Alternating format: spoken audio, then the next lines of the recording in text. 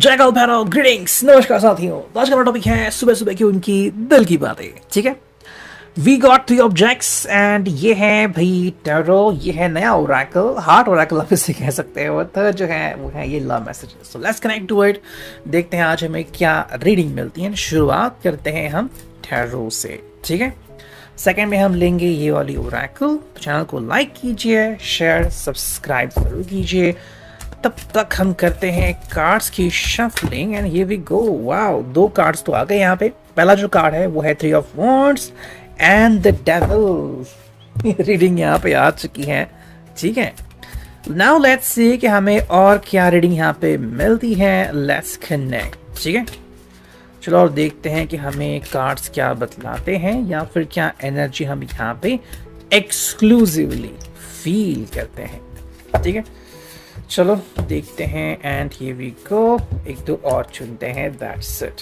ठीक है, देखते हैं ये एनर्जी हमें क्या बतलाती है। एंड जो कार्ड्स आ गए हैं वो है S of cups, the chariot, फिर आ गया है 6 of pentacles, 9 of cups, 8 of swords, queen of cups and finally जो है वो है 3 ऑफ पेंटिकल्स। ओके, आपको सारे कार्ड्स दिख रहे होंगे। शुरुआत जो है वो हम करते हैं 3 ऑफ वॉन्ड से। ठीक है, एरीज लियो साच की एनर्जी है, आपको दिख रहा होगा कार्ड। बेसिक चीज यहाँ पे है कि ये व्यक्ति इंतजार कर रहा है। ठीक है, अगर हम आज की बात करें बेसिकली स्पेसिफिकली तो ये पर्सन काफी दिनों से या काफी हफ्तों से या फिर महीनों से इंतजार कर रहा है, शायद उसको सोल्यूशन नहीं मिल रहा है।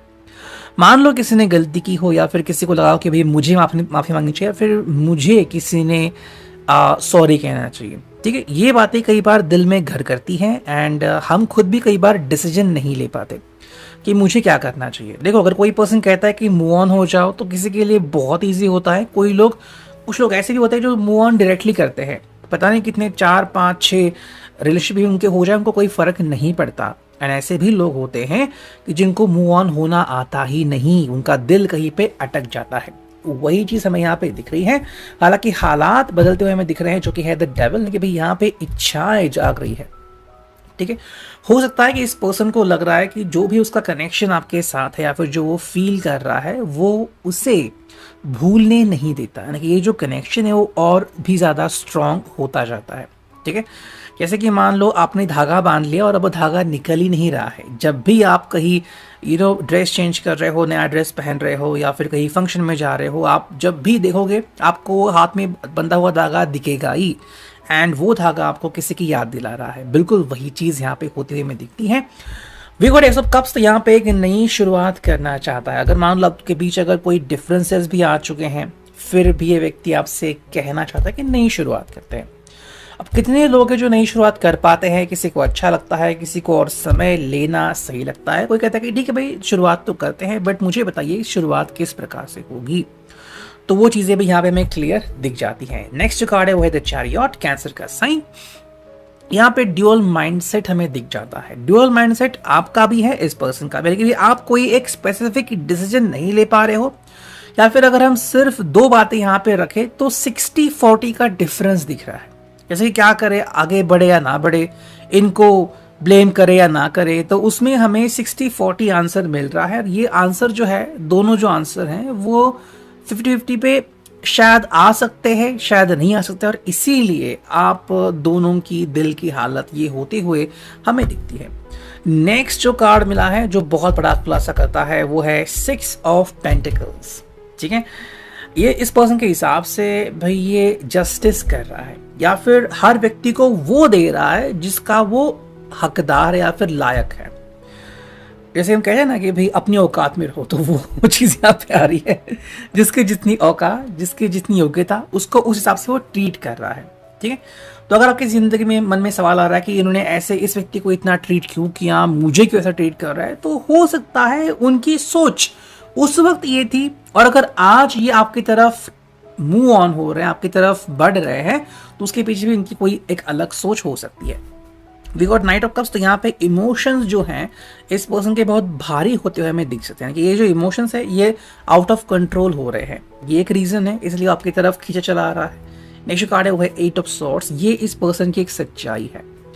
कहीं ना कहीं ये कहीं ऐसे किसी चीज में अटक गया है कि वहां से उसे बाहर निकलना डिफिकल्ट हो गया है। ठीक है, अब आप किसी इसे ब्रोकन रिलेशनशिप कहे या फिर रिश्तों में अटक जाना, फैमिली और किसी और के बीच अटक जाना, या फिर एक्स्ट्रा अफेयर्स होना, वो चीज़ें भी यहाँ पे आ सकती है। But depending on that exclusively कोई व्यक्ति कैसा फील कर रहा है ये उसके ऊपर डिपेंड होता है। We got queen of cups, तो ये पर्सन अभी चाहता है कि उसके सपनों की व्यक्ति उसे डेफिनेटली मिले, जिसको वो एटलीस्ट अब तो बता पाए कि कितनी ज़रूरत है इस व्यक्ति को आपकी। वो चीज़ यहाँ पे क्लियर हो रही है। एंड जो फाइनल कार्ड है वो है 3 ऑफ पेंटिकल्स। आपके बिना जो इसके हाल है वो हम यहाँ पे देख सकते हैं। काम तो चल रहा है, बाकी सब चीज़ें हो रही है, लेकिन दिल खुश नहीं है। बस काम करना है इसलिए कर रहा है, बाकी और कुछ नहीं है। लेकिन हाँ, बहुत कुछ है दिमाग में जो एक्सप्रेस करना चाहते हैं लेकिन एक्सप्रेस नहीं कर पा रहे हैं। ठीक है, नाउ लेट्स सी कि यहाँ पे हमने जो नया ओरेकल देख लिया है क्या रीडिंग मिलती है। एंड जो पहला कार्ड हमें मिला है यहाँ पे, how you could see that, blinded bye friends. कहीं ना कहीं मेरे हिसाब से दोस्तों ने अब तक इनको हेल्प सपोर्ट किया है, लेकिन दोस्त ही ऐसे चुने हैं कि वो सही डिसीजन लेने ही नहीं देते, गाइड नहीं करते कि भाई तुम्हें ये करना चाहिए, तुम्हें फ़ोन करना चाहिए, तुम्हें मिलना चाहिए, गाइड ही नहीं करते, उल्टा कुछ दिमाग में भर देते हैं। एंड उसी के कारण अगर आपको लग रहा है कि समय बहुत लग रहा है तो ये एक रीज़न हो सकता है उसके पीछे। नेक्स्ट कार्ड हमें मिला है वो है भाई अनसीन डेंजर्स। ऐसे भी कुछ चीज़ें हैं जिनके बारे में ये पर्सन खुद को आगाह करना चाहता है, पर उसको लग रहा है कि भाई अब अकेले से ये चीज़ें हैंडल नहीं होंगी, इसलिए उसे अब कोई साथी डेफिनेटली चाहिए। वी गॉट स्पिरिचुअल कनेक्शन, तो यहाँ पे एक स्पिरिचुअल कनेक्शन बैठता है जिसकी वजह से अब अकेले उसको जिंदगी जीनी नहीं है, उसे ये जीवन अब किसी के साथ ही बिताना है, जो हमें यहाँ पे बहुत क्लियर होता है। ठीक है, एक और कार्ड हमें जो मिला है वो है भाई सेल्फ रिस्पेक्ट। ये चीज़ यहाँ पे आ रही है लव हू यू आर। भाई कहीं ना कहीं ये पर्सन आपसे ये कंफर्म करना चाहता है कि क्या आप उससे प्यार करते भी हो या नहीं, अगर हाँ तो कितना प्यार करते हैं, फिर इनके लिए आप क्या कर सकते हो। ठीक है, तो वो चीज़ यहाँ पे क्लियर है। क्यों आते हैं यहाँ पे चीज़ें, मे बी अब इनको लग रहा है कि सेल्फ रिस्पेक्ट अगर है तो मुझे ज़्यादा सोचने की ज़रूरत नहीं है, मुझे अपना डिसीजन लेना चाहिए। और अगर आप अपनी सेल्फ रिस्पेक्ट की बातें करते तो शायद आपके डिसीजन अलग निकल के आ जाए। कई बार ऐसा होता है कि किसी रिश्ते में हमें अपने सेल्फ रिस्पेक्ट को मोड़ना पड़ता है। Okay, that is the one thing. अब कैसे, अभी हमने कई सारे ऐसे मोमेंट्स देखे हैं जहाँ पे हमें दिखता है कि भाई कुछ लोग जो हैं वो एक उम्र के बाद, मान लो पढ़ाई लिखाई उनकी कंप्लीट हो गई तो घर छोड़ देते हैं।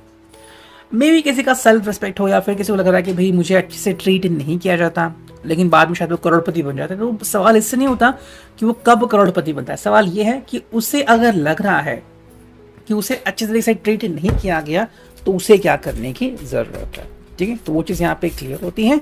एक और देखते हैं फाइनल लव मैसेजेस। देखो यहाँ पे कार्ड आ गया है, you are my heart and soul, I will love you forever love. ये कहीं ना कहीं को बताना चाहता है कि आज भी वो आपके बारे में सोचते रहते हैं, एंड यही रीज़न है कि क्यों ये आपसे इतना ज़्यादा कनेक्टेड महसूस या फील करते हैं। ठीक है, एक और कार्ड जो मिला है वो है भाई I choose you and I will choose you over and over and over without pause, without a doubt, in a heartbeat, I will keep choosing you। इनके हिसाब से या फिर ये आपकी तरफ से हो सकता है कि भाई चाहे जो भी हो जाए आप सिर्फ इनको ही चुनोगे, लेकिन ये सिर्फ आपकी तरफ से या उनकी तरफ से आप इस मैसेज को जैसे ही सुनते हो आप खुद महसूस करने लगोगे। ठीक है, एक और थर्ड मैसेज हम चुनते हैं, let's see and here we go. चलो, थर्ड मैसेज आ गया है वो है हैंड इन हैंड। तो अब ये समय आ चुका है जहाँ पे आप दोनों मिलके एक सही और परफेक्ट डिसीजन ले सकते हो एक दूसरे के लिए। ये था आज का reading, I hope it will resonate.